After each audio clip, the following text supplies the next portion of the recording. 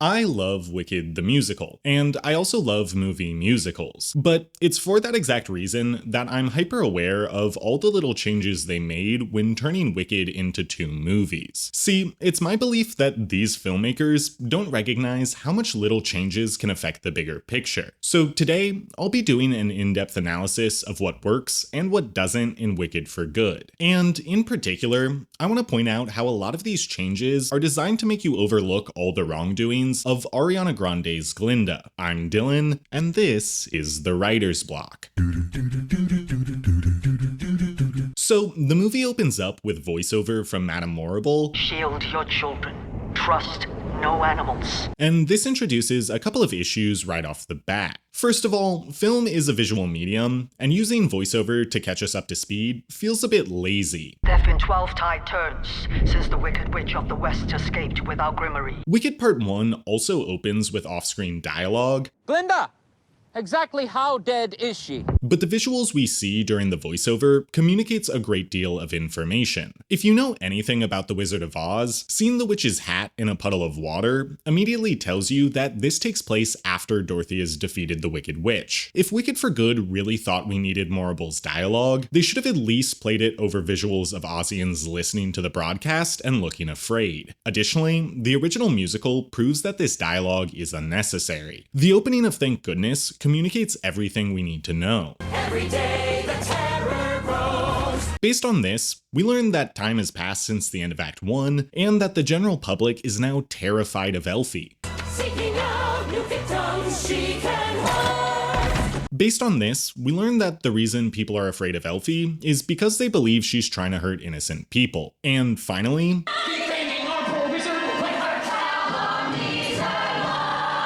this line reveals why nobody believes Elphaba. The wizard and his cronies have already launched a misinformation campaign discrediting anyone who might be willing to speak up against the wizard. Elphie didn't have a chance to get the truth out because the people in power have already set the narrative. All this comes from the opening song in Act 2, which they still included later in this movie, so I don't know why they thought this addition was necessary. If they spent more of the runtime examining the propaganda subplot, then I could see why they would want to add more instances of propaganda, but seeing as they don't, it just leaves me confused. The other thing that confuses me about this choice is why the heck aren't we opening on a musical number? In Act 2 of the stage production, the show regains momentum after the intermission by jumping right into an intense song that ropes the audience back in. By that same logic, a song like Thank Goodness would be an excellent way to begin part 2 of the adaptation. But for some reason, this movie seems to pander to people who don't like musicals.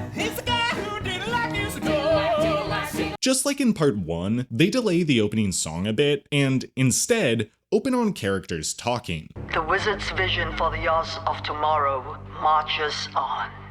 But in both movies, the dialogue they open on communicates the same information as the opening songs in each act. This tells me that the decision comes from one of two places. Either A, they think people need to be eased into the fact that Wicked is a movie musical, or B, they think opening on dialogue makes it more cinematic. If option A, this is bad because 95% of people going to see Wicked know what Wicked is, so they don't need to be eased into anything. And the 5% who don't know are likely partners or parents being dragged along by fans of the musical, meaning they're stuck watching no matter what, so there's no need to pander to them. If option B, that's icky because movie musicals should embrace the fact that they're musicals. People singing throughout a story doesn't make a movie less serious, it just means it's grounded in a different type of reality. Another bit they add in the movie that's not in the stage production is this opening action scene. In it, we see animals being mistreated in order to build the yellow brick road, and Elphie swoops in to set them free. On paper, I really like what this scene is trying to do. My favorite part of the Wicked book is when Elphaba is a radical freedom fighter, so this is the exact thing I wanted to see expanded upon, given the additional runtime. On top of that, this sequence adds depth to the wizard's tyranny. As we've seen throughout history, including, current events, authoritarian governments need to create an enemy that will inspire fear in the general population, thus making them easier to manipulate. But in addition to needing a scapegoat for people's issues, pardon the pun, you also need a workforce. The opening of Wicked for Good shows us how the wizard kills 2 birds with 1 stone. Because the wizard has already villainized the capital A animals through rampant propaganda, the citizens of Oz don't take issue with those same animals being forced to do slave labor. When enough heinous acts happen in quick succession, things that are clearly wrong start to just feel like the status quo. And the status quo can't be wrong, because if it were wrong, someone would do something about it. Right? Now, even though I like what the scene represents, I have 2 issues with its actual execution. First of all, this should not be the opening of this movie. A key part of Act 2 in the musical is that we don't actually see Elphie until she visits Nessa. This accomplishes 2 things. First of all, it makes us relate to what the Ozians are feeling. We haven't actually seen the Wicked Witch yet, so all we have to go off is the rumors that the Munchkins are spreading. I hear she has an extra eye that always remains awake. Without having Elphaba there to defend herself, we see just how easily the lies spread by the wizard can be taken as truth. This opening is meant to minimize Elphaba and emphasize the Wicked Witch. We also relate more heavily to Glinda and Fiero because, just like them, we haven't seen Elphie since she sung Defying Gravity. Can't you see she doesn't want to be found? But in the movie, we're greeted by Elphaba almost immediately, so the later scenes with Glinda and Fiero don't feel nearly as compelling. Speaking of Glinda, making this opening sequence also centers Act 2 around Elphie, which is weird because Act 2, at least initially, is supposed to focus more on Glinda. This act is where we see her fully aligned with the wizard, and where we see how she becomes the person people look to for guidance in the framing device. Ironically, this is the opposite problem I had in part 1. In that movie, the editing changes Elphie's introduction to make her feel like the other and Glinda feel like the protagonist. Now, we'll get to this more a bit later, but I do think the choice to decenter Glinda is a major part of the pro-Glinda propaganda slant coming from the filmmakers. Basically, by decentering her character in the second movie, it makes it feel like she has less agency, which makes her seem less culpable for all the heinous things done by the wizard. My second issue with this sequence is that the way they introduce Elphie removes any of the ambiguity that was present in the stage version. Just look at how she's described in the screenplay. Elphaba stands before him, powerful, defiant. Elphaba brandishes her broom like a superhero with her signature weapon. The guards are made to look like cartoonish villains, and Elphie is made to look unambiguously heroic. On Broadway, we're meant to question if some of the rumors being spread about her may actually hold some water. But in the movie, the character's introduction disproves these rumors before we've even heard them. Additionally, the darker, more nuanced tone of the musical forces the audience to ask themselves, is Elphaba actually having a positive impact on Oz? Sure, she has good intentions, but as the song No Good Deed points out, Sure, I meant well, look at what well meant did. most of those good intentions lead to bad outcomes. Having Elphaba succeed more often in the film version does give her additional agency, but Wicked is supposed to be tragic, and a part of that tragedy is that Elphaba doesn't have a ton of agency within the narrative. She tries her best to do good deeds, but her actions just make it easier for the world to paint her as a villain. Personally, if we need to keep this action sequence in the movie, this is how I think you could improve it. Instead of happening in broad daylight, set this sequence during sunset or at night. Then have Elphaba swoop in and out of the shadows like Batman, making her attack on the guards feel legitimately frightening. Where are you? By grounding the sequence in the guard's perspective, we could see how frightening the persona of the Wicked Witch is, which would lead nicely into the song Every Day More Wicked. The last thing I would add is something going wrong. Maybe Elphaba tries to use magic, or just loses control of her broom, but something should go wrong that accidentally hurts or at least frightens the animal she's trying to save. They hinted something like this with the Cowardly Lion. She snatched me from the only home I ever knew. But the logic there feels pretty forced. Actually seeing a rescue attempt go wrong would be a much better way of showing how propaganda can make individuals believe that the person trying to help them is actually their enemy. You need Gorman rebels you can depend on to do the wrong thing. But let's take a break from analyzing all that emotional baggage and take a moment to look at the good kind of baggage. Specifically, the kind that comes from today's sponsor, Bellroy. I've been using Bellroy's classic duffel bag and transit work pack for around a month now, and despite allowing me to carry more than ever, creator, having these products feels like a huge weight off my shoulders. Thanks to the 45-liter capacity of the duffel, I was able to take all the clothes I needed for a week-long visit with my parents in one single bag. And with tons of convenient pockets inside and out, I was able to pack and organize all my toiletries rather than begging my girlfriend to let me use her toothpaste. When it comes to the Transit Work Pack, it's especially awesome for enhancing my writing routine. Sometimes, when I'm working on a video script, I need to get out of the house and go to a cafe or library to help me focus. With the Transit Work Pack, I can toss a notebook and my chargers in the front pocket, my water bottle in the side holder, and my computer in the dedicated laptop section, and be on my way, knowing that I have everything I need stowed away safely and securely. The build quality on both these products are excellent, and what makes it even better is that all the material in their linings and main body fabrics are from 100% recycled material. If you want to check out these great products or the countless other high quality travel items available on Bellroy.com, use the link in my description and get 10% off anything. In the musical, this section is the intro to the song Thank Goodness. But in the movie, they break it off into its own song that acts as a medley to reintroduce the main characters. Every day more wicked. So first, I want to address the overall issues with separating these two sections, and after that, we can address what works and what doesn't about the new song specifically. The first problem with dividing Thank Goodness into multiple songs is that it hurts the musical momentum of the movie. Steven Schwartz wrote these two melodies, intending for them to be placed directly next to one another. Glinda's singing maintains the same intensity as the Munchkins, but the tone shift is musically compelling. When you put 10 minutes of dialogue and other melodies in between these two sections, Mrs. Morrible? She's not married. They're no longer in conversation with one another, making both melodies considerably less profound. This leads me to my second issue. Because these two parts are no longer in conversation, they don't have nearly as much to say about the characters and the narrative. On stage, going from the dark melody of a panicked mob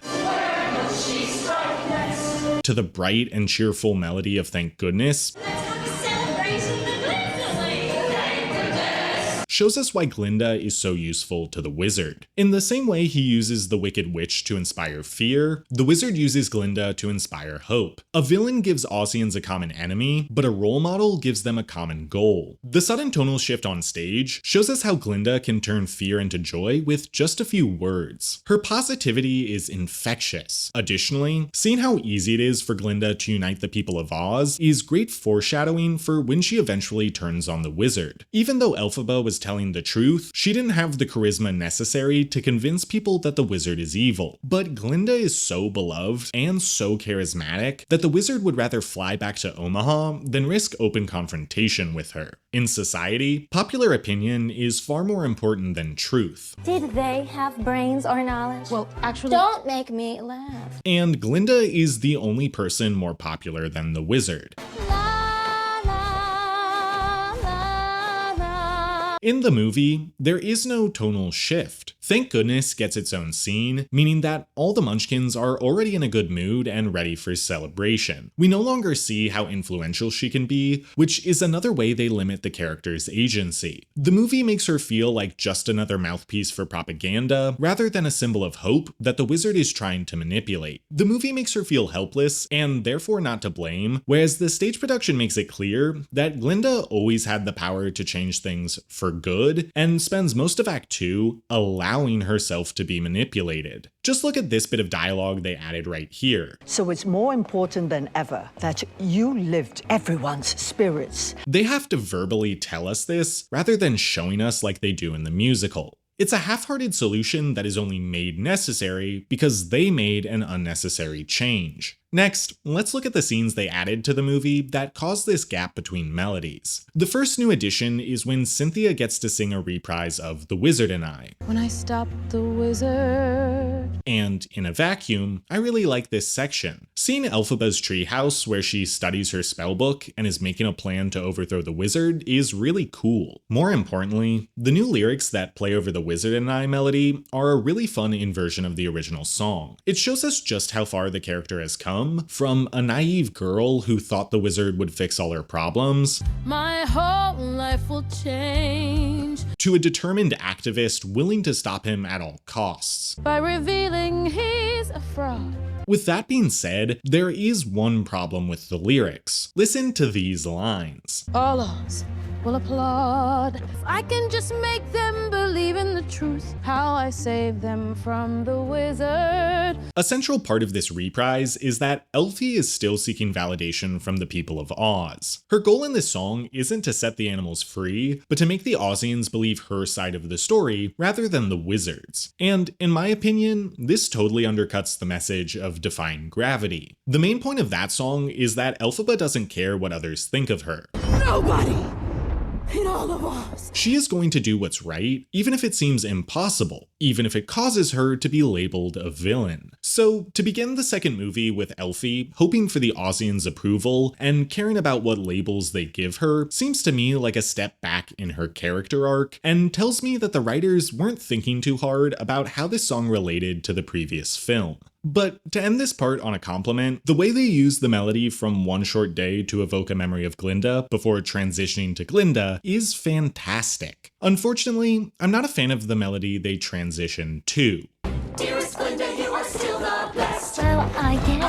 In a vacuum, getting a reprise of What Is This Feeling, complete with book tapping choreo, is a fun nod to the previous movie. In context though, harkening back to the fun bubbliness of Act 1 misses the whole point of Act 2. Defying gravity is meant to be a point of no return. The good old days at dear old Shiz are trapped in the realm of memory. The main characters' lives will never be that simple, nor that happy, ever again. Letting Glinda's introduction be this lighthearted feels like a cop-out from the filmmakers. They don't actually want to deal with the darker elements of Act 2, they just want to recapture the iconic fun of Act 1. And you might be thinking, didn't you just say that Thank Goodness is a happy bubbly melody, and that's why you love it? Oh, what a celebration we'll have today. Thank goodness. And technically that's true, but only for the first verse of that song. Every other verse is twinged with melancholy, I couldn't be happier. proving that things will never be as straightforward as they once were. Also, while we're talking about Glinda's introduction, I'm really annoyed by the color of her outfits. In the stage production, Glinda's wardrobe includes a wide range of different colors, including a yellow outfit that I adore. But in the first movie, she wears exclusively pink, and they only add in blue in the second movie because it's the iconic look during For Good. Now, even though it was a lame decision in the first movie, meant to sell Build-A-Bears and mac and cheese, it at least didn't have a big impact on the themes of the movie. But in Act 2, Glinda's wardrobe, especially during the opening, says a great deal about her character. Take a look at this outfit in particular. Glinda, Fiero, and Madame Morrible have all adopted the colors of Emerald City, signifying their compliance with the wizard's regime. In a world where being unique gets you branded as a threat, all of these characters, even the iconic Glinda, have chosen conformity. This is made especially ironic because the main thing that makes Elphaba different and viewed as a villain is that she's green.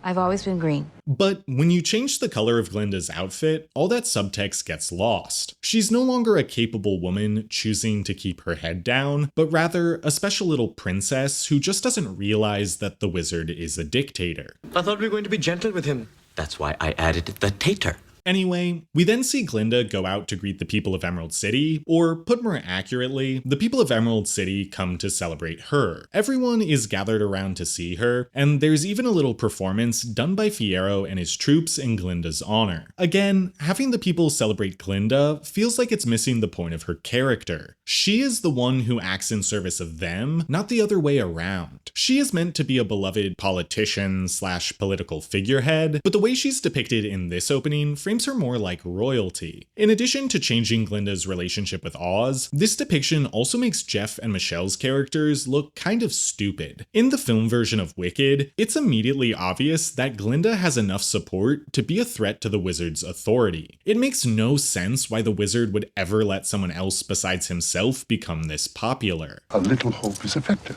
A lot of hope is dangerous. On stage, her rise to power is slower and more subtle, which explains why the wizard doesn't realize there's a problem until it's too late. But on the big screen, anyone with half a brain could tell you that giving Glinda this much influence is a bad idea. Finally, in the stage version, it's pretty clearly implied by the costuming that the people Glinda is talking to during Thank Goodness are from Emerald City. So, in the movie, it would make sense to have her sing that song right here, especially because influencing people in Emerald City is a lot more impressive than influencing a bunch of munchkins. But instead, they double dip when it comes to scenes featuring Glinda, Marble, and Fiero attending a celebration. Also, real quick side note, this shot right here is one of my favorites in the movie. Not only does it prove that this movie is capable of daytime shots that aren't completely overexposed, but this look for Elphaba is just downright fantastic. Everything from her hair, to her shoes, to the sleeveless top, manages to capture what this version of Wicked was trying to go for. It's sexy, but still serious. It's fantastical, but still grounded. It feels modern, but not boring. Basically, if the whole movie looked and felt like this shot, I would love Wicked just as much as I love, well, Wicked.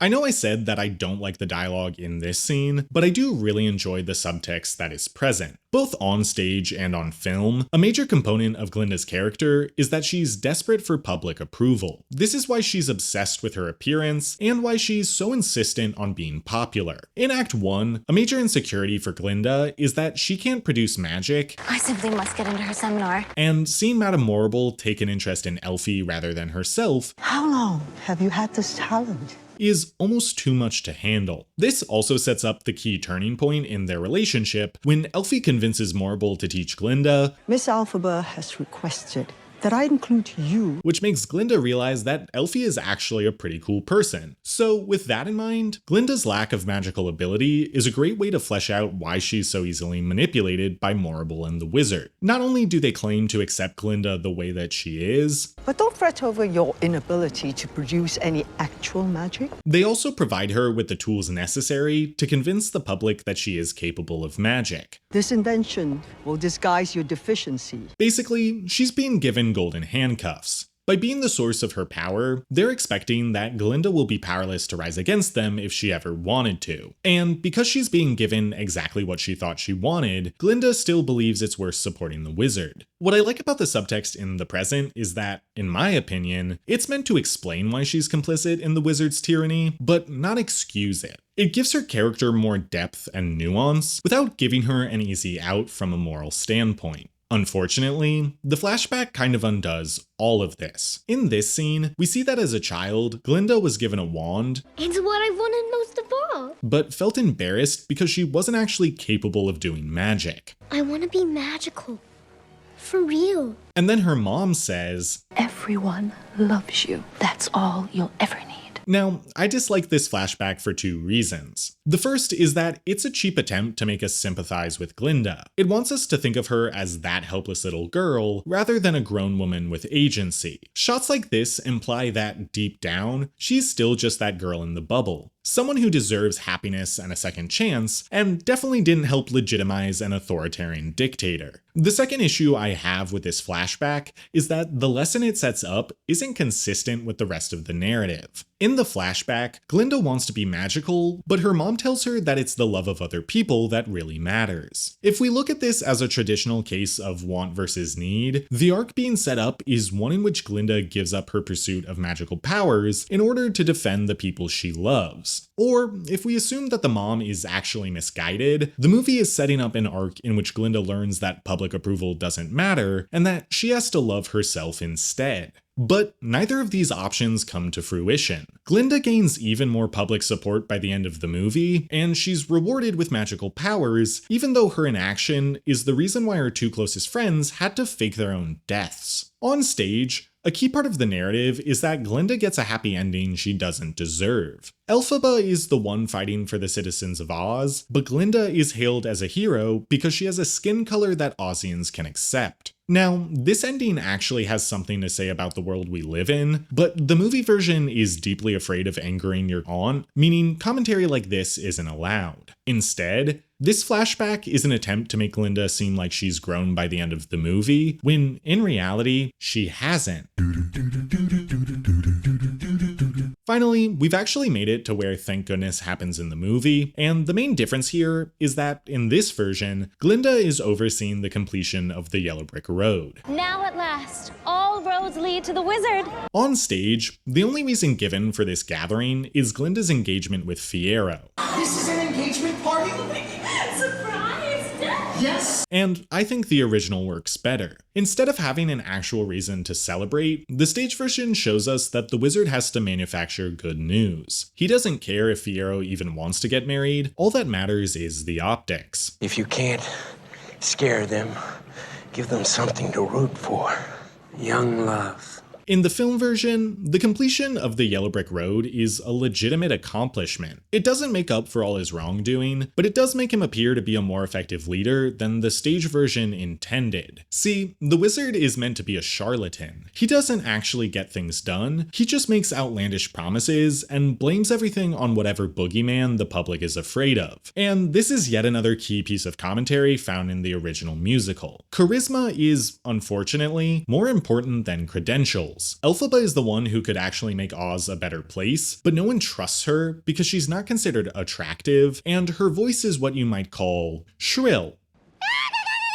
Please. Anyway, this change winds up supporting the argument that the wizard's dehumanization of animals does have tangible benefits for the citizens of Oz. And call me a snowflake, but I find that icky. Moving on to the musical number itself, I think the movie does a fine job adapting this sequence. It does a good job communicating that the Munchkins look to Glinda for direction and that they mirror her emotional state. So if she seems happy, they're happy. It does bug me though that they cut Madame Morrible's section of this song. I've striven to ensure that all Oz knows the story of your braverism. On stage, we hear the way that Morrible has changed the story of Glinda and Elphaba's visit to fit the wizard's narrative. In her version, Glinda was the one summoned instead of Elphaba. The day you that has summoned to and ruled the young with Oz. Glinda is given the title of Good Witch. He decreed you hence be known as Glinda the Good. And Elphaba allegedly attacked them out of jealousy.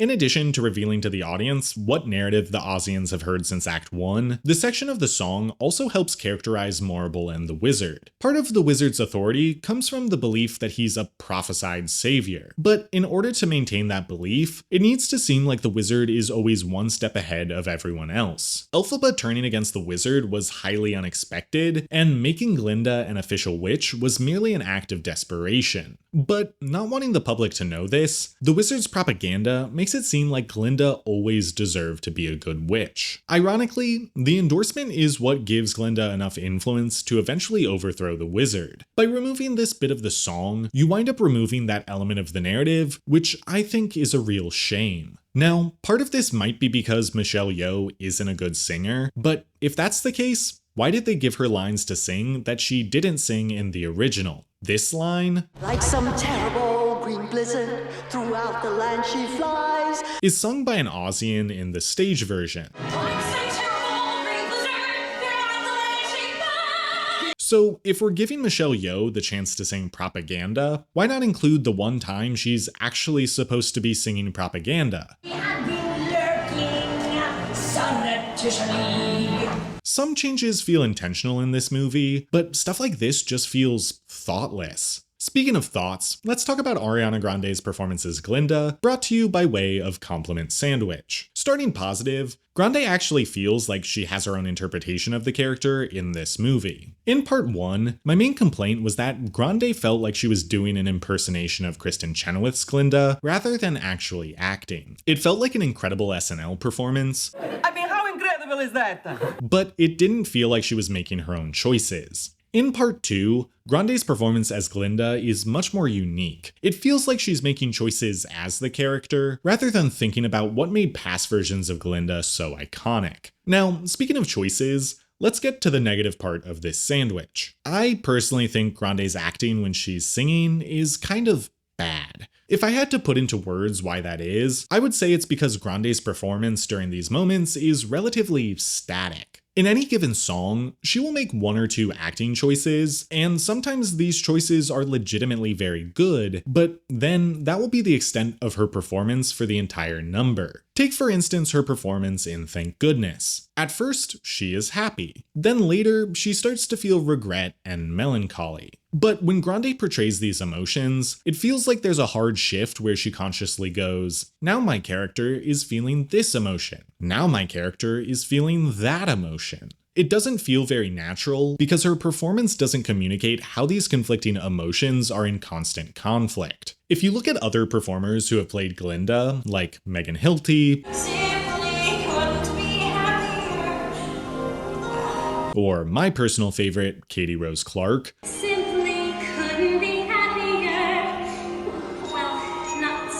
they're constantly making choices throughout the song, and you can visibly see the tug of war between happiness and regret play out in real time. They are the definition of dynamic performances. What makes this so much weirder is the last part of this compliment sandwich. If you look at the dialogue break that occurs between Glinda and Fiero, the emotions at play are theoretically the same as when she's singing. But in my opinion, Grande seems to be so much deeper in character during these sections. When she's talking with Jonathan Bailey, she doesn't feel like she's trying to act. She feels like she's reacting honestly. I can see many more thoughts going through her head that register on screen. She sympathizes with Fiero, she feels caught between a rock and a hard place, we see her wanting to believe her own excuses. Let's go, let's just get out of here. I can't when there are people looking to me to raise their spirits. And when Fiero calls her out on this, you can't leave.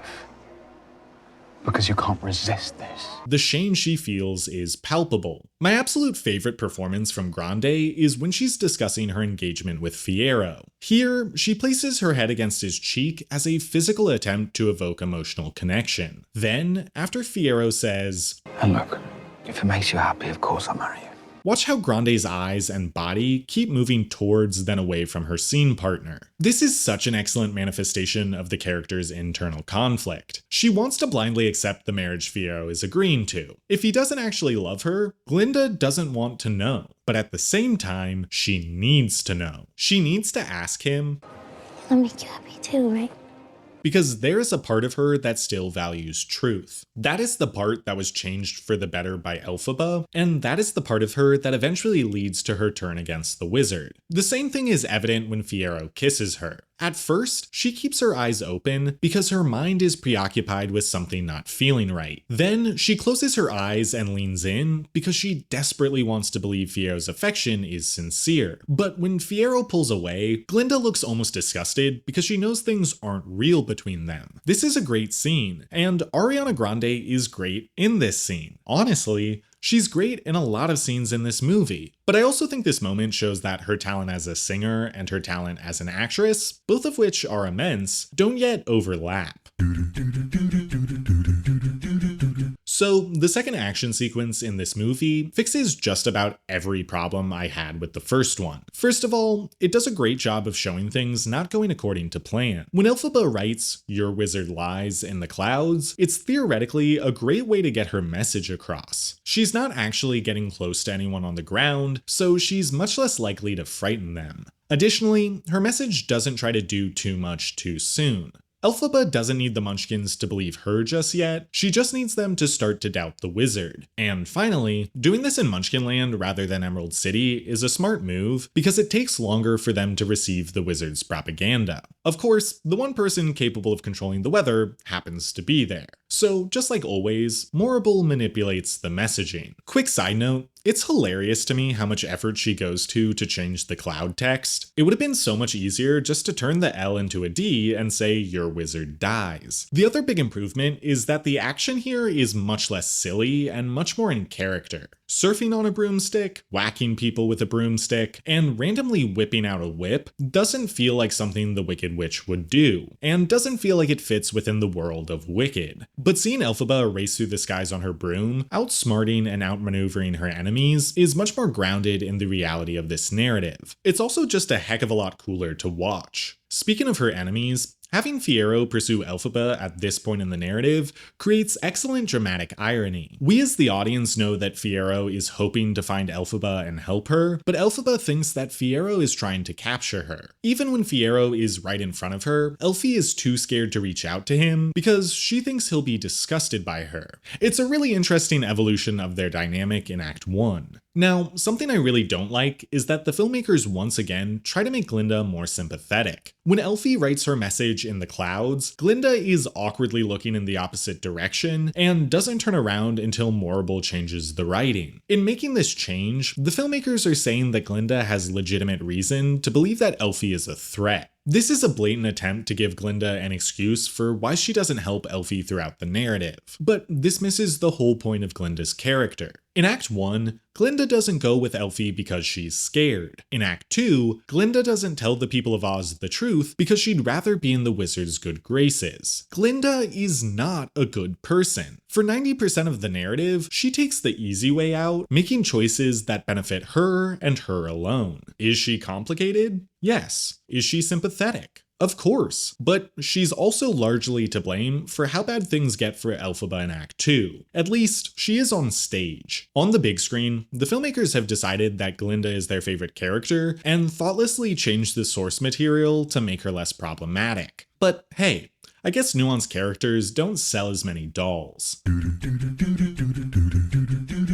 If Glinda is the filmmaker's favorite character, then Nessa is one of their least favorites. And honestly, that's fine by me. When the original musical was written, it seemed like the writers didn't realize how awful Nessa was to Elphaba. It was almost like they thought, hey, she's in a wheelchair, so she can't be that bad of a person, right? Well, turns out you can, because Nessa has always been spoiled, entitled, and vindictive. Thankfully, the film version goes out of its way to highlight these negative traits. All Munchkins are forbidden to leave Munchkinland without express written permission of the governor. And she's clearly framed as a bad person. I especially like the scene where Bach isn't allowed to get on the train because it highlights several key elements about the rise of authoritarianism. First, when you accept and normalize the dehumanization of one group, animals would need a permit to travel. It becomes that much more likely that the same thing will happen to another group. And if you're unlucky, it might be a group you're a part of. Secondly, it shows how greedy and corrupt individuals directly and indirectly support the consolidation of power. Nessa doesn't actively want animals to be subjugated, but she does want to maintain control of Munchkinland. So she'll happily strip animals of their rights in order to secure her own personal gain. Likewise, she doesn't really think that Munchkin should need a permit to travel, but as soon as Bach threatens to leave, she will gladly dehumanize her own citizens to protect her ego. At no point does Nessa share the wizard's political beliefs, but she does share his rampant greed. Like the wizard, she believes that what she wants is more important than what everybody else wants. And that commonality is what leads to her reinforcing the wizard's authority. But as we'll see later, aligning yourself with a narcissist like the wizard doesn't benefit you in the long run, because as soon as it's convenient, he'll throw you under the bus. And just to be clear, the bus is a house, and Nessa is... Message redacted.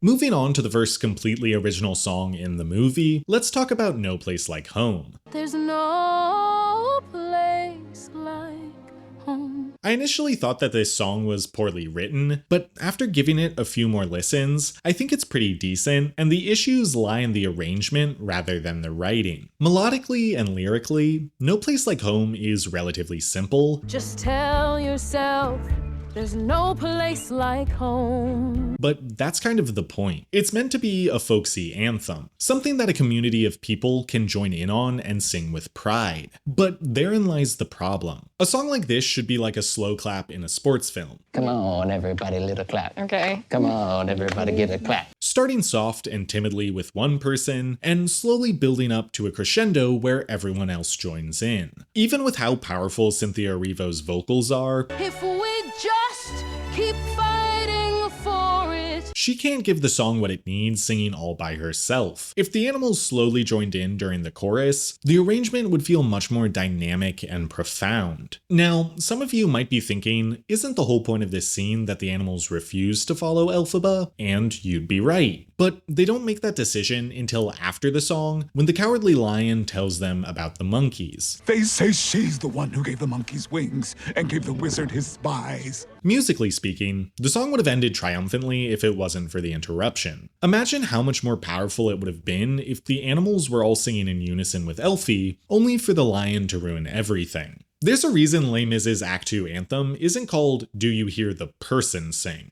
Songs like these are supposed to be sung as a chorus. Moving on to the lyrics, I think the writing is really powerful in a vacuum. It feels like it really captures the dissonance of being a minority in a country like America.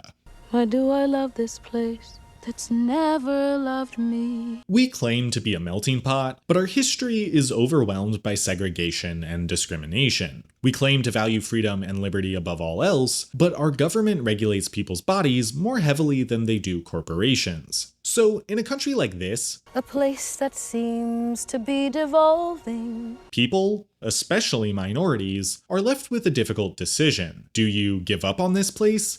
We just can't fight anymore. Or do you rally behind the idea of what the country could be? But Oz is more than just a place.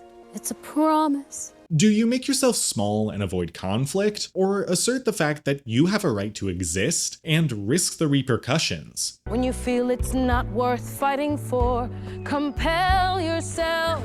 This is a conflict that I think this song captures beautifully. But in the context of this movie, this message winds up feeling really gross. See, the messaging applies to modern day politics, but the situation in Wicked is much closer to 1930s Germany. So if the animals are analogous to the people who would have been fleeing 1930s Germany, maybe telling them to stick around and persevere isn't the best look. Obviously, the filmmakers weren't thinking about this parallel at this exact moment, but when you're making art, especially art with historical parallels, you have to look at the bigger picture. If you've seen my video on part 1, my major criticism of the director is that John Chu looks at most scenes in isolation. He makes decisions that are interesting or compelling in the moment, but doesn't think how it affects the overall messaging of the movie. And No Place Like Home is, in my opinion, a clear example of this issue.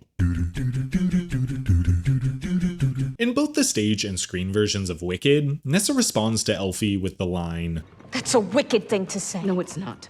But Elphie's dialogue is different in each version. On stage, after hearing that her father is dead, she says, "Good, I'm glad it's better. It's just true because now it's just us." Whereas in the movie, she says, "He hated me. It's just the truth." The big difference here is that one line highlights Elphie as a sister, and the other highlights Elphie as an individual. Now, I think the reason for this change is that the movie version wants Elphaba to care less about Nessa's approval. Nessa has always been kind of lame to Elphie, so the filmmakers don't want her to be desperate for her sister's love and affection. But in my opinion, that misses the point of this scene. This interaction is what makes Elphie finally realize how awful her sister is. That's why this bit of dialogue happens at the end of the sequence. "I have done everything I could for you and it hasn't been enough, and nothing ever will be." Elphie has to see the monster Nessa truly is. "You're going to lose your heart to me, I tell you." There must be a magic spell in here to capture your heart. Before Elphie can bring herself to let go. I think they wanted to foreshadow this growth by changing their initial dynamic, but in my opinion, all it does is rush this moment of growth. Speaking of Nessa in this scene, the obvious big change is that Elphie's magic makes her levitate rather than being able to walk. This was done because A, Marissa Bode, who plays Nessa, is actually a wheelchair user and was more comfortable with this new approach. And B, having a disabled character's story be centered around undoing their disability is generally seen as problematic. And both of these are great reasons for making a change to Nessa's story. Even in the stage version, aside from what boys might think, "It's because I'm in this chair." Nessa doesn't really have a problem with being wheelchair bound in Act 1. So this plot point in Act 2 always felt like it came out of nowhere. That being said, I do think they should have chosen something other than floating, and here's why. In this scene, Nessa says that her happiest memory is dancing with Bach at the Ozdust. And it felt like he loved me then. And she wants to be able to replicate that feeling. Make me feel that again. Nessa, I wish there was something I could do, But if we look back at the first movie, Nessa literally begins levitating in the air at one point. And she actively resents Elphaba for making that happen. This was my chance, my new start. These movies were filmed back to back, so it's not like they didn't know about this change when making the first one. They either shouldn't have made Nessa float in the first movie, or they should have come up with something different in the second. But either way, Nessa's reaction to levitating in each movie directly contradicts the other. Finally, let's take a look at Bach. His introduction in this scene makes absolutely no sense to me. Look at the way they use close-ups, not showing his face, and even covering his hands up with gloves. It seems to me like they're trying to fake out the audience and make you think that he's already become the Tin Man. But this fake out doesn't make sense because anyone who knows the musical know that he doesn't change until the end of this scene. So then maybe this is just meant to be foreshadowing rather than a fake out. The axe will become his signature weapon. His body will wind up looking like these silver items. But if it's just foreshadowing, why do they treat his face like it's a big reveal? Why do they cover up his hands so we don't know if he's human? To me, this is yet another moment where the filmmakers thought this would be cool without ever thinking about what it actually means. Another change I want to point out is how the movie version cuts this line of dialogue. Ever since she took power, she's been stripping the Munchkins of our rights.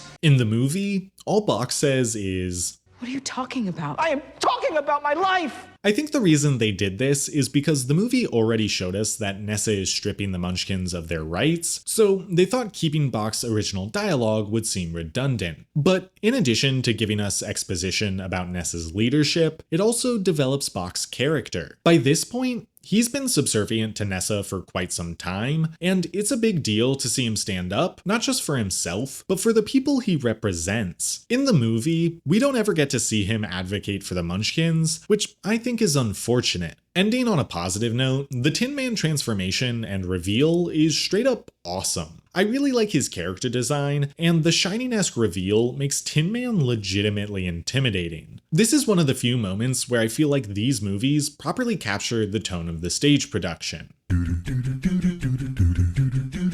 One thing I think this whole sequence does much better than the stage production is building up the tension around Glinda's wedding. This is more than just a wedding.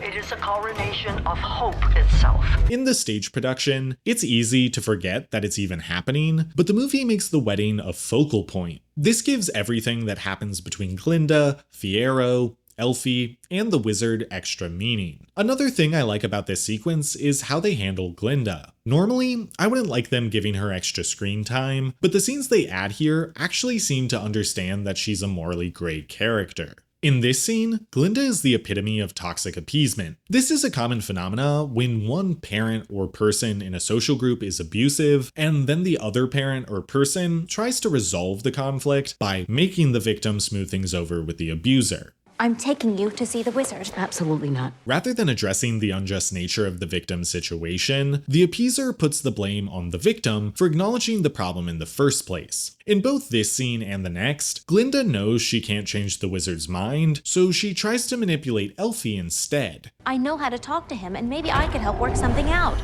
Glinda doesn't actually care about justice for the animals or for Elphie's well-being. She just wants to continue living her life of privilege and enjoy the company of her friend. I can't bear this anymore. And unlike the rest of the movie, these scenes actually seem to understand that. When it comes to Elphie, I don't have a whole lot to say. Cynthia's performance does an excellent job showing that she still cares about Glinda, but also knows that Glinda isn't willing to change. Additionally, this line right here is a fun little nod to a song from Act 1. This is between the wizard and I. Speaking of songs,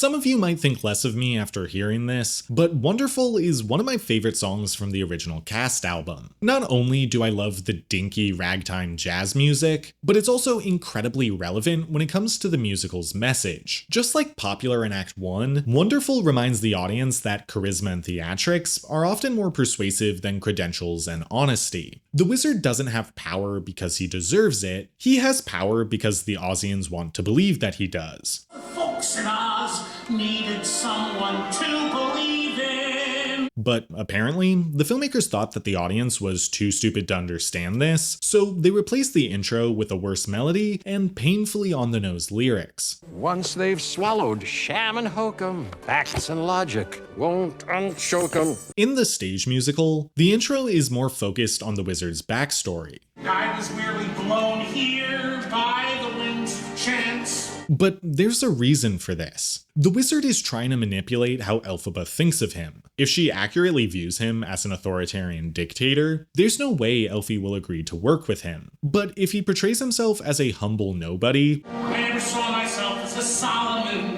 or Socrates. who just happened to fall into a position of power, What can I say? I got carried away.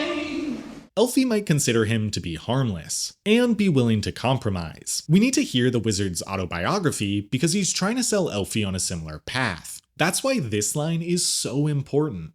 The most celebrated are the rehabilitated. But of course, they cut this line so we could get a reprise of Defying Gravity. Together we're unlimited. Actually, hold up. That's not even true. They still include this line, Long, long last receive your due. Long overdue. which is supposed to lead directly into this line. The most celebrated are the rehabilitated. But then, for no apparent reason, they skip over that critical line and jump right into Elphaba, a celebration throughout Oz. This makes even less sense because why is Elphaba being celebrated? On stage, she would be celebrated for being rehabilitated, or more specifically, for pledging her allegiance to the wizard. You can't tell me that the filmmakers are being thoughtful when they Frankenstein together different lyrics like this. The song already worked. It was good and you broke it because you wanted to feel like you had control over something. Ironically, screwing up the song like this is actually unintentional commentary on today's political landscape. Overall, thinking they needed to change this song as much as they did proves that the filmmakers either A, don't understand the deeper themes of Wicked, or B, are consciously trying to avoid them to make the movie less political. Also, speaking of random changes, they even flipped this line. Is one a crusader or a ruthless invader? For seemingly no reason, the movie changes it to say, Is one an invader or noble crusader? Guys, just leave it alone. At least when George Lucas makes dumb changes, he does it to his own work. On a positive note, much of what the movie adds to this sequence after the song ends adds a great deal to the narrative. When Elphie demands that the animals be allowed to return to Oz, his response is, Hey, with you by my side, I'm not gonna need to blame the animals anymore.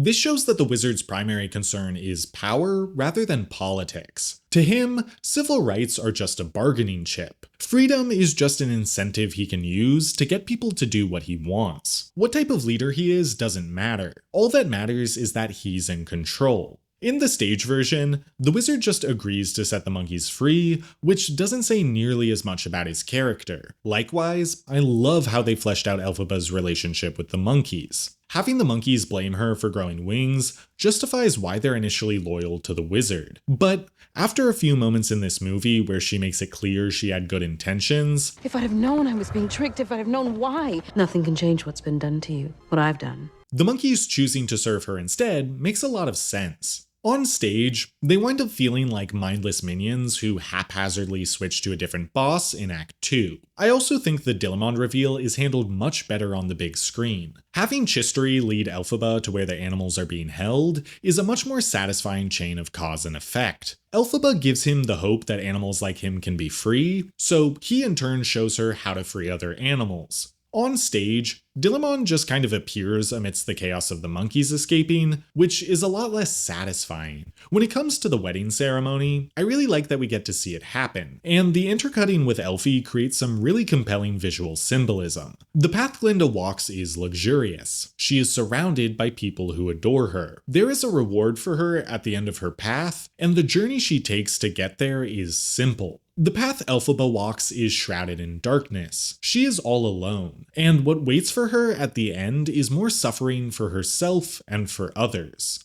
And what's important to remember is that both characters consciously chose these paths. Another detail I appreciate is the way Fiero protects Glinda when the animals rampage through the wedding.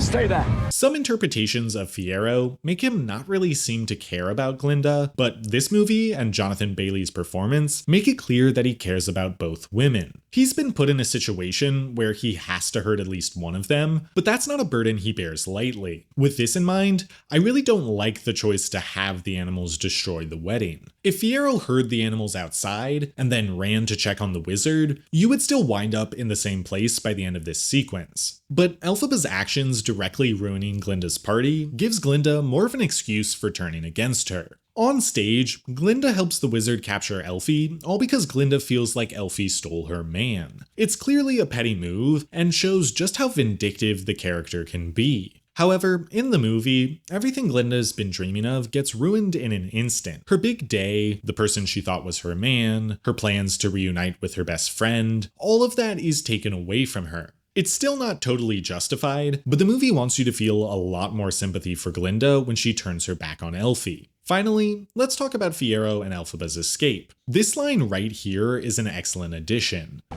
How does it feel to have your voice taken away? Elphaba doesn't get a lot of wins, so allowing her to verbally stick it to the wizard is pretty dang cathartic. The whole sequence when Fiero arrives and reveals that he's still loyal to Elphaba is also a big improvement. On stage, anytime the characters wield a weapon or point a gun, it can feel pretty goofy. But on film, the camera work and Bailey's performance really help sell the intensity of this moment. You can feel the weight of the choice he's making. He knows that helping Elphaba means being branded a traitor. He knows that leaving with her means hurting Glinda, who he cares for deeply. And he's doing all of this while not knowing if Elphie loves him the way that he loves her. Speaking of which, this is a great example of when removing lines actually makes a moment better. In both versions of Wicked, Glinda and Elphaba share this bit of dialogue. The two of you.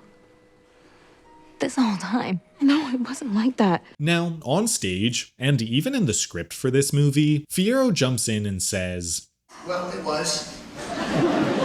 But it wasn't." The reason I don't like this line is because it focuses on the quote-unquote love triangle over everything else. It makes it seem like Fiero is motivated only by lust, but in reality, Fiero can no longer pretend to support the wizard. He's leaving with Elphaba because he wants to protect her and help her make a difference in Oz. In the movie, they cut out Fiero's lines, which allows the moment to be more subtle and yet much more powerful. He doesn't say anything because he knows Glinda will never understand. She thinks this moment is about her because she thinks every moment is about her. But Fiero is finally doing something for the greater good. The apathetic playboy we met in Act 1 is gone. He sees that there is injustice and he needs to do something about it, even if it means hurting Glinda. He loves her very much, just not romantically. And if we're being honest, Glinda isn't romantically in love with Fiero either. Not even taking into account the Glinda-Elphaba dynamic, Glinda only wants to be with Fiero because she thinks they'd be a power couple. You're perfect. So we're perfect together. She likes the idea of Fiero and the idea of them in a relationship, but there's nothing of real substance between them. Another small change is that the movie moves this line. You frightened me. For a while there, I thought you changed. I have changed. Instead of happening when Fiero first detains the wizard, the movie saves this line for when he and Elphie make their escape. And in doing so, it makes the moment a much more significant character beat that concludes their involvement in this sequence. Now, before we move on to the next scene, I think this moment right here is a great way to make a point about Grande's acting. Much like when she's singing, her face is somewhat static. But unlike when she's singing, the little movements in her eyes and the subtle hiccups in her breathing make it clear that a great deal of thought is occurring. As she makes the decision to betray Elphie, her mind is caught in a tug of war. She hasn't necessarily moved, but there's a lot of force being applied in each direction. Does she let Fiero and Elphaba get away, or does she get revenge? Honestly, if Grande was able to capture this same nuance when she was singing, I'd be an unapologetic fan of her performance in this movie. So, the thing that gets me about As Long As You're Mine is that this sequence in the movie was so close to being awesome. All the elements are there. Great song, great location, great looking actors, this cardigan. Unfortunately, there are just a few choices that, in my opinion, make this sequence feel kind of goofy. First is the blocking. Before the song begins, this sequence starts off really strong. We begin with each character entering Elphaba's treehouse. What the heck are those two doing in a tree? Elphie walks over to her desk because she's always thinking about her mission, whereas Fiero takes a moment to scan his surroundings. To me, this seems to be a moment of him realizing just how much he's sacrificed since the end of Act 1. He's been living in luxury as captain of the guard, but Elphie's been stuck here, hiding from the rest of the world, giving everything she has to help the animals. This is when he initiates intimacy by moving towards her. He then stands directly behind her, shielding her with his body while removing her outermost layer of clothing. This communicates that he wants her to let down her guard and relax because now he's there to protect her. She doesn't have to do everything by herself anymore. All of this is great blocking, and it makes things really steamy leading into the actual song. But then, once the music begins, Elphie immediately starts walking away from Fiero. This song is supposed to be about them seeking comfort through physical intimacy with one another, so why on earth are we creating more distance between these characters? The first lyric Elphaba sings is, "Kiss me too fiercely, hold me too tight." But like, how's he gonna do that when you're all the way over there? The blocking should convey intimacy, but they don't even lock eyes until it's Fiero's turn to sing. This leads me to my second issue. On stage, a key element of this song is urgency. The lighting and lack of set design seem to imply that these two are on the run in the forest. They don't know if they're going to succeed in their mission, or if they're even going to survive. All they have is each other and this moment, so they're not going to waste any time. But on the big screen, Elphaba apparently has enough time to walk away from Fiero and put on more clothing. I get that this movie is PG, but like, just don't take your clothes off in the first place then. It's been memed to death at this point, but this cardigan is so silly, and definitely not the steamy vibe this scene should be going for. On stage, they don't remove, or add, any clothing during this sequence, but their body language and passionate caresses make it all too clear what's happening after this song is over. If they wanted to add movement to this scene, they should have blocked the scene like a spicy game of cat and mouse. One of them could have been backing away demurely while the other pursues them, never breaking eye contact. This moment right here is probably the best choreography in the whole song. They're not moving or taking off clothing, but you feel how much they long for one another. The intensity and urgency is all there, even with static blocking. Finally, my last problem is Jonathan Bailey. It pains me to say it, because I love this man almost as much as Scarlett Johansson does, but Bailey's body and facial expressions kind of ruin this whole sequence for me. I like Fiero's vocals in this number, under your spell, but every time Fiero goes to sing a high note, I've fallen. His whole body tenses up and he does this crazy thing with his eyebrows that made me laugh out loud in the theater. In my opinion, there are two possible explanations for why he's doing this. Option 1, it's an acting choice and he thinks it communicates his character's intensity. Option 2, much like how Ariana Grande sticks out her jaw when hitting certain notes, this is just a physical tick that Bailey does in order to extend his vocal range. It's up that I fell. Either way, it makes it so that the singing no longer feels like a natural form of communication, which kind of breaks the immersion of a musical. Glinda's confrontation with Elphaba is surprisingly consistent with the source material, but this does reveal some of the differences between stage and screen as a medium. On stage, it's a lot easier to accept sudden shifts in tone and emotion. Because there's an inherent tension watching a live performance, a great way to ease that tension is with laughter. Be encouraging. So even in scenes that have heavy subject matter, throwing in a quick comedic aside is okay because you're giving the audience a chance to breathe. But on the big screen, it's generally more important to maintain an emotional through line during a given scene. This is why, for me, the scene in Munchkinland works a lot better on stage than in the movie. In the musical, this scene is played in a heightened manner from the very beginning. To have a house fall on you, but accidents will happen. Compare this to how seriously it's played in the movie. It's dreadful, it is. To have a house fall on you, accidents will happen. Now, I don't mind this more serious tone. In fact, I think it works really well in the context of this movie. But the issue arises when we get to the less serious portion of this scene. What do you think you're doing? Please. On stage, goofy moments like this, and especially the wand fight, feel like they're consistent with the heightened nature of Broadway. Heck, just a few moments later, Fiero swings into frame like Tarzan.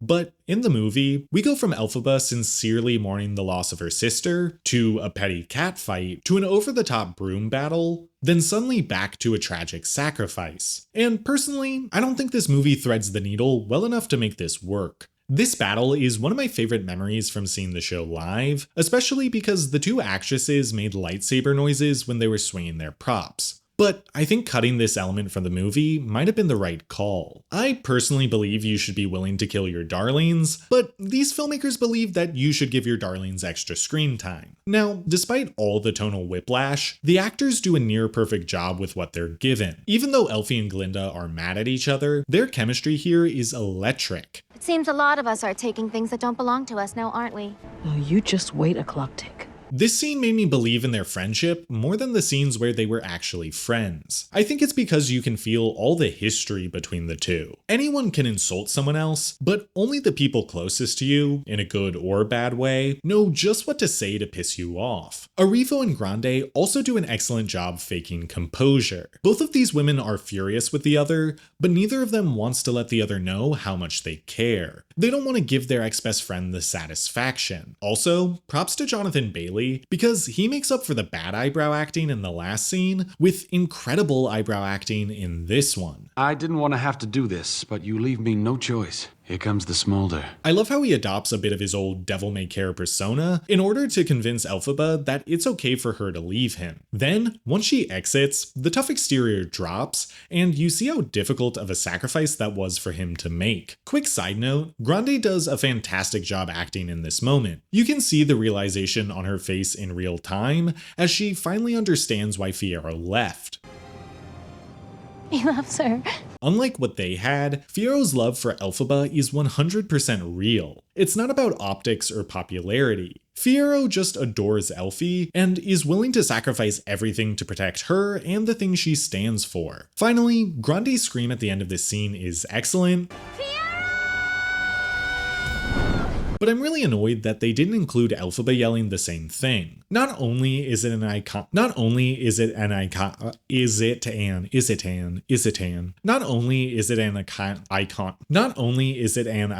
part of the song that Ariana would have done a great job with, but it also thematically ties the two lead characters together. Despite all their differences, they care deeply about Fiero, and neither of them want him to experience harm. It's especially weird considering how much this movie wants you to forgive Glinda for everything she does. Drawing more parallels between the two leads is an excellent way to make Glinda look better. In a vacuum, No Good Deed is my favorite sequence in this whole movie. Arivo's acting and vocal performance is top notch. The visuals are gorgeous. And anytime these dope monkeys are on screen, I'm a happy camper. But in context, I'm not sure how much this sequence adds to the narrative. See, one of the double-edged swords of John M. Chu as a director is that he tends to direct musicals like a series of music videos. And as far as music videos go, he is one of the all-time greats. But But I think Chu often fails to see the forest for the trees. Listen to this clip of him explaining why No Good Deed is one of his favorite sequences in the movie. Because this is when Elphaba grows and she's tested. And rather than going by someone else's rules, she makes up her own. In my opinion, this is a blatant misunderstanding of Wicked and its narrative. No Good Deed is not a song about empowerment. It's a song about giving up. I promise no good deed will I attempt to do again. Elphaba has sacrificed everything to free the animals and liberate the citizens of Oz, and how has she been rewarded? By being labeled a villain, by being exiled from society. That's where the title of the song comes from. Every time she tries to do a good deed, she is punished for it. Now, some might argue that this song is about Elphaba recognizing that she can't rely on other people to validate her, that she must recognize the value of her own good deeds, even if society at large never will. But here's the problem. Over the course of the song, Elphaba ends up doubting herself more than ever. Look at these lyrics. Was I really seeking good or just seeking attention? Elphaba, who was so sure of herself up until this point, can't even tell why she started trying to help in the first place. And the line before this is, "One question haunts and hurts." Meaning that it's not just society questioning her motivations, she is questioning herself. What's even worse is that Elphaba doesn't overcome this doubt by the end of the song. Sure, I meant well, look at what well meant did. In this line, she is telling herself that her intentions don't matter, and that her actions have essentially been for nothing. She even says, all helpful urges should be circumvented. Meaning that she believes being a good person isn't worth it. To address Chu's second claim about this song, and rather than going by someone else's rules, she makes up her own. This is once again the opposite of what actually happens. Look at this line right here. Let all laws be agreed. I'm wicked through and through. Elphaba is essentially saying, if Oz is going to treat me like a villain no matter what, then fine. I will be that villain. Yeah, she no longer cares what other people think about her, but she's definitely playing by their rules. Even the final declaration of the song is, I promise no good deed will I attempt to do again. Elphaba has given up on helping others. All she can do now is try to get her sister's shoes back and fake her own death so she can go live in exile. The song is not triumphant, it's tragic. It is the final confirmation that the truth matters less than how society remembers you. Now, even if we pretend like Chu is correct about what this moment represents in the narrative, I think there are much better ways to communicate that. Seeing Elphaba levitate around this castle while the monkeys light a bunch of fires is visually stunning, but doesn't tell us much about the character. An easy fix would be if Elphaba used the Emerald City pamphlets and propaganda posters to start these fires. That way, it's a visual representation of the fact that she doesn't care how other people see her. The truths, the lies, none of it matters, and she's burning it all down. Likewise, this would have been a much better time for the monkeys to rip off their uniforms. They do this when they run into Fiero for some reason, but it would have been much more poignant to see them follow Elphaba's example and cast off the chains that have been binding them. Another thing that could have been improved is the depiction of Fiero being beaten. I get that it's a PG movie and they don't want to depict violence too explicitly, but this black and white sequence just feels too much like a grungy 2000s music video. Later in the sequence, we see a version of Fiero in the cornfield from a distance, and I think this would have been a better way to handle the beating. Just use this shot and have the guards surround him so we visually don't see him bleeding, but we know that the violence is occurring. Or they could just put a big old cardigan on him to cover up any blood. On a positive note, Chu's decision to physically insert modern Elphaba into the flashbacks is a brilliant choice. Emotionally, this section is all about her reflecting and reevaluating her past actions. So having her literally look at these scenes from a new perspective is an excellent use of film as a medium. The last thing I want to say is that I feel like they should have found a way to include this scene. Find that Dorothy and bring back my sister's shoes! In this sequence. I get that they don't want to include this dialogue at the end because the cut to black is really dramatic, but then just use visuals to communicate the same thing. This song is about her accepting the fact that she will always be seen as wicked, so it would be a really good time to see her do something wicked like ordering a bunch of monkeys to kidnap a young woman. Overall, I love this sequence out of context, but I don't feel like it moves the story forward much, largely because I think the filmmakers fundamentally misunderstand this narrative. So, right off the bat, this next scene was designed to mock me. The wizard is sulking at his desk, listening to a music box that's playing the actual intro melody from Wonderful.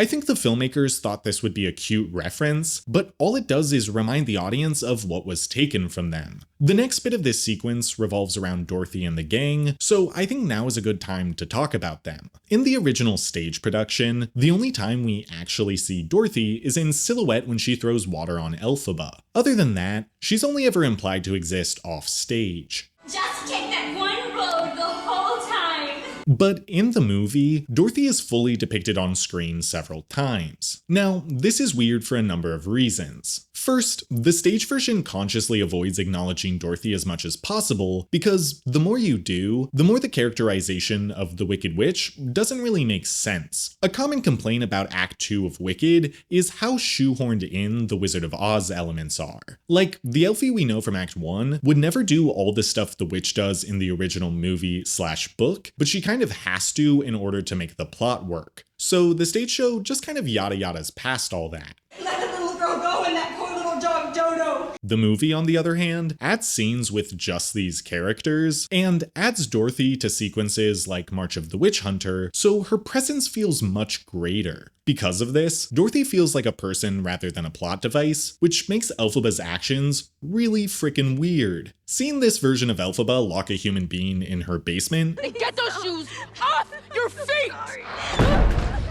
doesn't make any sense because her whole thing was about giving creatures their freedom. It also makes it incredibly awkward to watch them sing for good because a woman is still trapped in Elphaba's basement. On stage, her lack of presence makes Dorothy little more than a plot device. She is the object that Nessa's shoes just happen to be on. But in the movie, Dorothy is most definitely a person, and our lead character is doing terrible things to that person. The second issue is that the way Dorothy is shot doesn't make a lot of sense. The camera consciously avoids revealing her face because the filmmakers apparently wanted you to be able to imagine whichever Dorothy is your favorite. But this doesn't work because the way things happen in Wicked clearly doesn't line up with any specific version of Wizard of Oz we've seen or read. Wicked is its own interpretation of the story, loosely based on a book, which was loosely based on the Wizard of Oz. So trying to let people imagine that this Dorothy is Judy Garland doesn't make any sense. Avoiding showing Dorothy's face also winds up making other techniques to obscure the character feel excessive. When Elphaba gets water thrown on her, the sequence is largely shown in silhouette. Now, the movie does this because the stage show did it, but the stage show did it because Dorothy doesn't ever show up on stage, and they didn't want to pay for the special effects to make Elphaba melt. Using shadow in the movie feels like it's doubling up on techniques to obscure Dorothy, and they should have just chosen one or the other.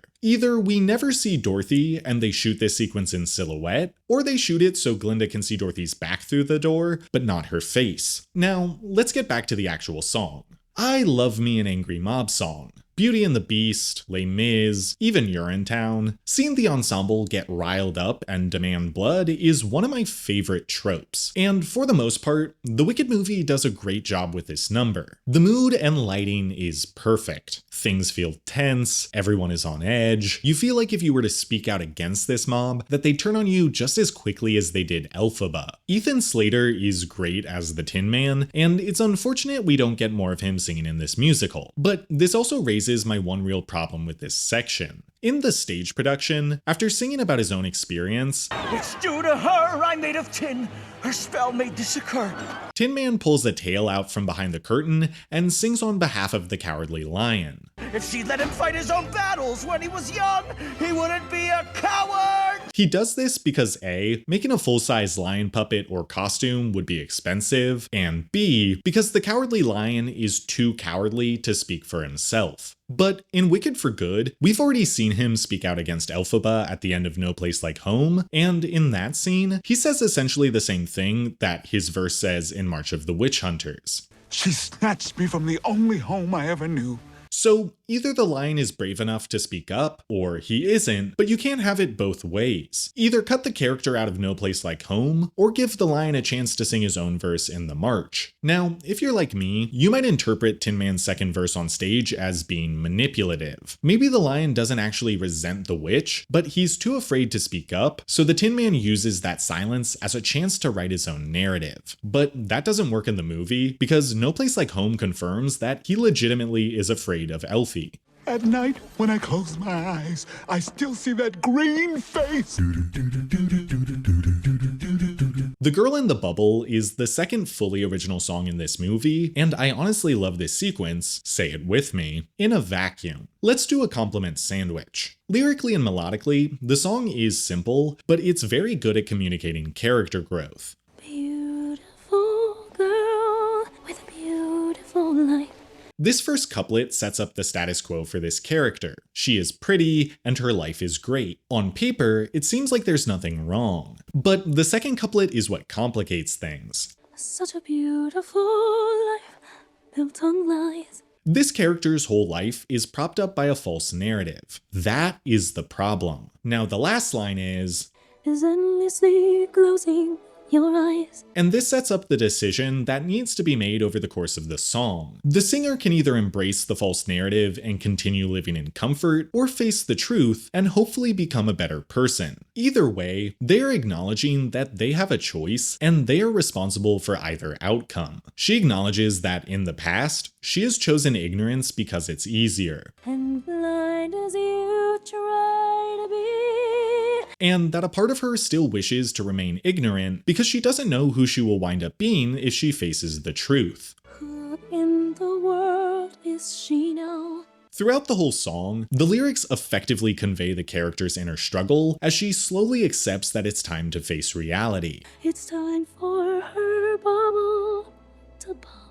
Now, you might have noticed that when praising this song, I kept on using generic terms like the singer or the character, and this is because I hate this song coming from Glinda. This song is how the filmmakers are trying to make the audience think that Glinda has grown and deserves to be forgiven. But this is really gross, and here's why. At this point in the narrative, Glinda has had countless opportunities to realize that she's in the wrong. When the wizard turned out to be a fraud and attacked Elphaba, when the wizard took away the civil rights of an entire demographic, when Nessa took away the civil rights of a second demographic, when Madame Morrible spread a bunch of propaganda that Glinda knew wasn't true, when Fiero imprisoned the wizard and ran away with Elphaba, and when the wizard's guards seemingly murdered Fiero. But no. It was when Bach looked at her real angry that she finally realized that the wizard's authoritarianism had gone too far. Oh, and let's be clear, she doesn't actually turn on the wizard after this song. When she runs to Madame Morrible, she tells her, "Madam, we have got to stop this. It's gone too far." Meaning that she still wants the wizard to be in power, she just wants him to be a nice dictator and not a mean one.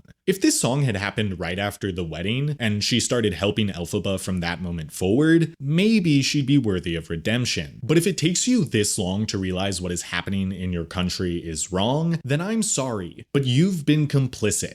You've been the problem. We'll get to this more a bit later, but the point of Wicked is that Glinda doesn't deserve to be in power by the end of the narrative. She's given power because she's pretty and charismatic. She claims she wants to be better. I'd like to try to be Glinda the Good.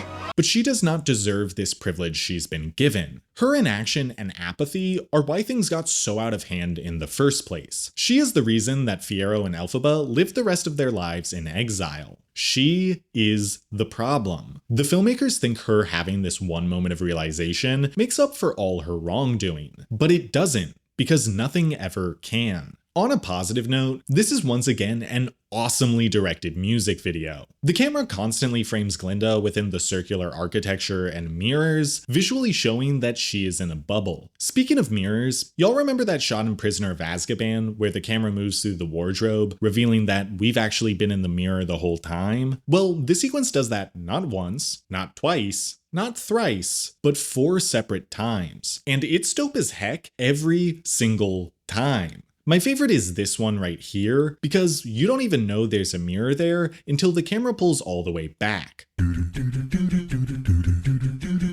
I don't have much to say about the reprise of the Witch Hunters March, except for the fact that you probably shouldn't have split the song up. You can still have the Witch Hunters start to gather before Glinda's song, but the march should either play out entirely before or after Girl in the Bubble. This is where we reveal that the hooded figure from the intro of part 1 is actually Glinda, and I don't feel like this adds anything to the narrative. Sure, it introduced a mystery in part 1, but people who knew the show already knew it could be one of 3 people: Glinda, Fiero, or Elphaba. Now that we know it's Glinda, what does that add to the story? We don't see anyone riding to or from the castle on stage, which is fine because we don't need an explanation of how Glinda got there. I just think this is another example of the random changes not having very much substance to them.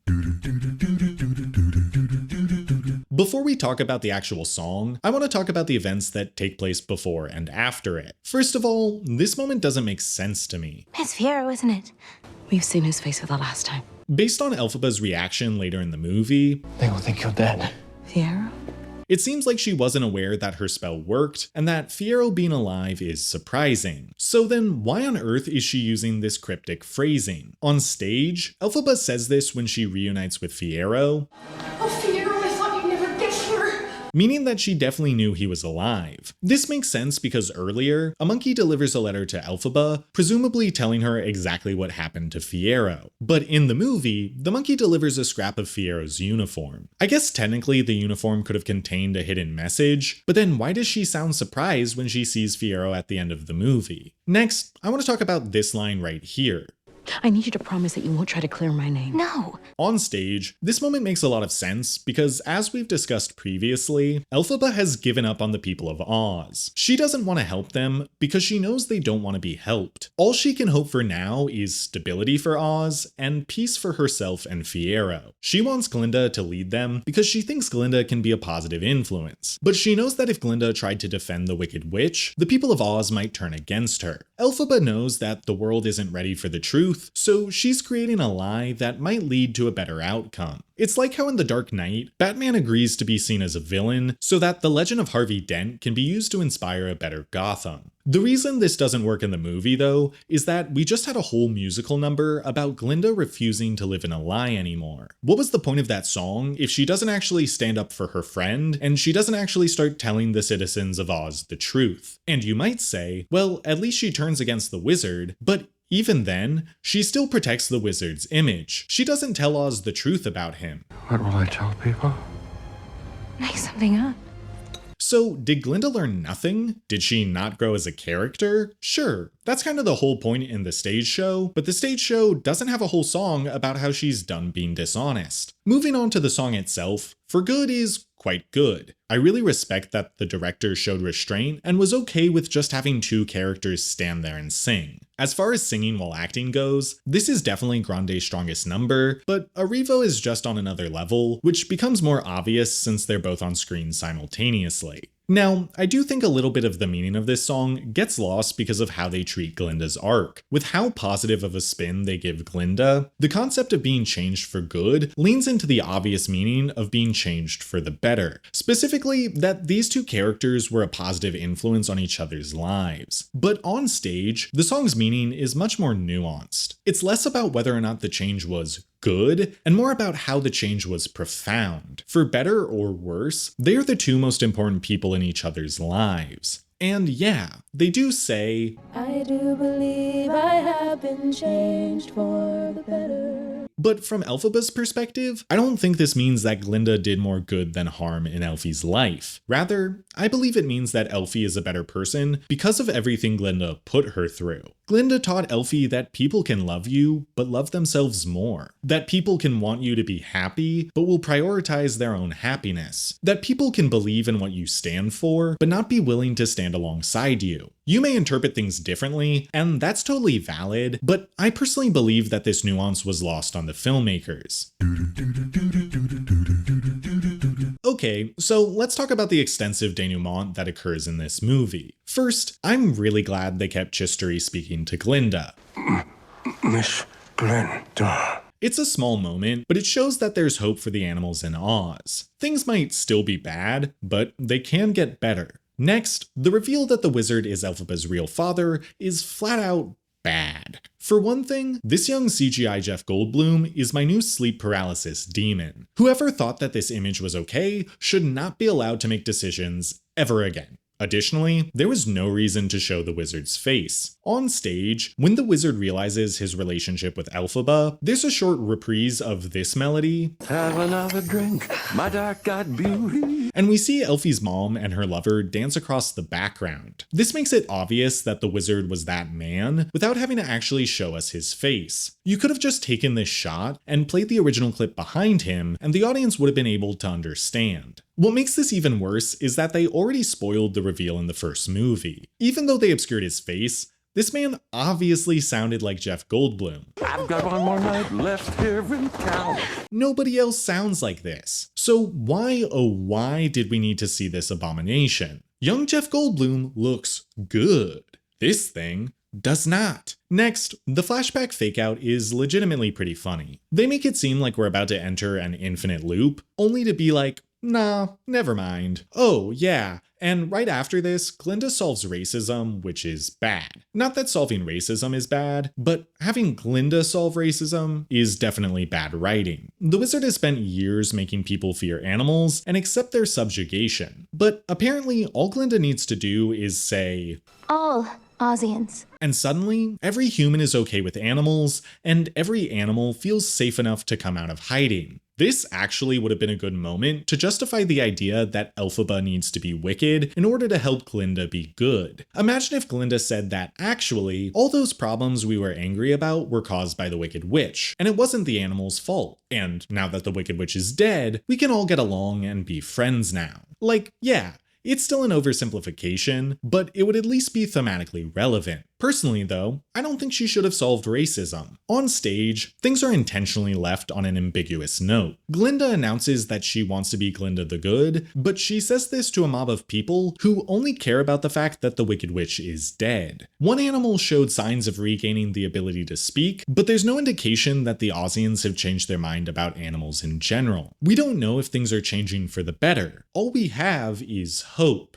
Having such a blatantly happy ending in the movie overlooks all the long-term effects that propaganda and authoritarianism have on a country. I believe that Oz is capable of recovering from this, but it's going to take a long time, and people need to be held accountable for their actions. Also, this new ending is clearly meant to make Glinda look like a better person, and we've talked about this a bunch at this point, but it just shows that the filmmakers don't understand the nuances of this narrative. Wicked isn't a story about good triumphing over evil. It's not a story where people get what they deserve. It's a story about how propaganda and corruption shape our reality more than the truth does. Glinda becomes a leader, not because she deserves it, but because her narrative is the one people most want to hear right now. But let's move on to Elphaba's reunion with Fiero. I don't know about you guys, but this bit of dialogue pissed me off both times that it happened. You're beautiful.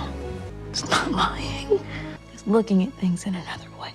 I talked about this in my video on part 1, but the stage musical dresses Elfie in a way that most would consider to be kind of frumpy. And in Act 2, the Scarecrow design is much closer to the Wizard of Oz movie, which is pretty goofy to look at. But in the movies, both these people are played by attractive actors. Sure, it might cause prejudice, but you can't act like painting a woman a different color makes her physically unappealing. Just look at how all the memes from Avatar, Fire and Ash are about how people are down bad for Varong. And speaking of franchises with Zoe Saldana, Gamora is no more green than Elphaba, and she's considered one of the hottest women in the MCU. But Wicked wants us to think that no average person would find this woman attractive. And when it comes to Fiero, this is a handsome scarecrow. Honestly, the main reason women wouldn't want to date someone like this is just that he wouldn't have any pimples for them to pop. My point is, if you're gonna have dialogue about people being kind of ugly, then you need to cast kind of ugly people. Finally, it's really stupid that they kept cutting to this montage throughout the movie. It's meant to represent the last time all of them were truly happy, but it feels jarring every time we see it because they cut this montage out of the first movie. I think they only recently released this montage online, but it was such a bad decision to cut this. In addition to being really charming, it's also the first time I really felt like all of these characters characters had a meaningful relationship. One of my complaints in part 1 was that Elphaba and Glinda go from being enemies to best friends way too fast considering how long the movie is. This is even more true when it comes to the secondary characters. If they just included this montage, that critique would have been completely nullified. But if it's not in the first movie, then it doesn't make sense for it to be the emotional foundation of the second movie. Once again, you guys made these movies back to back. You should be able to see how changes in one movie affect the other.